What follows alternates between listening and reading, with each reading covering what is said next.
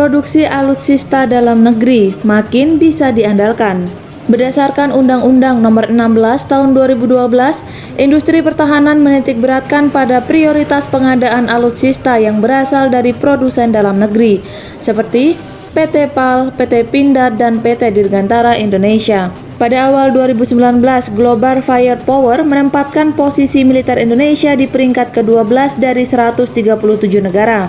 Lebih dari 55 indikator digunakan sebagai bahan penilaian, antara lain jumlah senjata, kekuatan personel, geografis, dan keuangan. Kementerian Pertahanan memiliki anggaran 127,4 triliun untuk dialokasikan pada tahun 2020.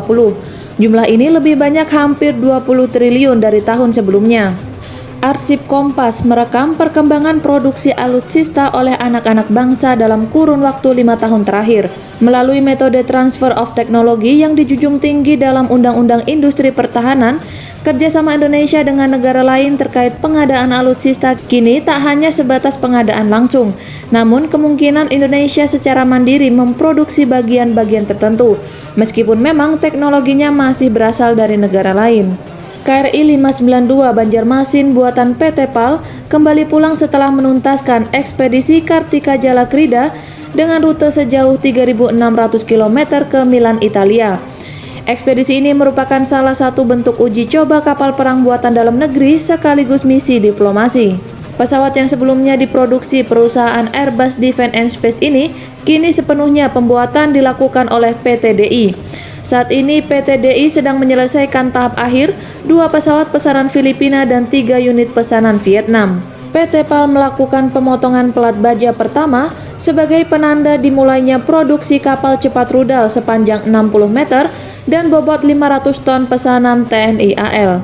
Kepala Staf TNI Angkatan Laut Laksamana Ade Supandi meresmikan peluncuran TNI kapal cepat rudal KCR-60M yang diberi nama Kerambit Disciplift Divisi Kapal Perang PT PAL Indonesia, Tanjung Perak, Surabaya, Jawa Timur.